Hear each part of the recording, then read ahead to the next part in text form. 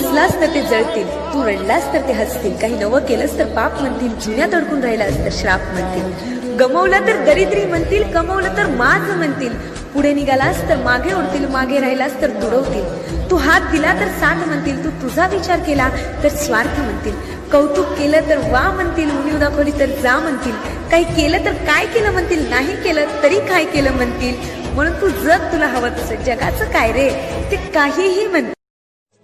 तू हसलास तर ते जळतील, तू रडलास तर ते हसतील, काही नवं केलंस तर पाप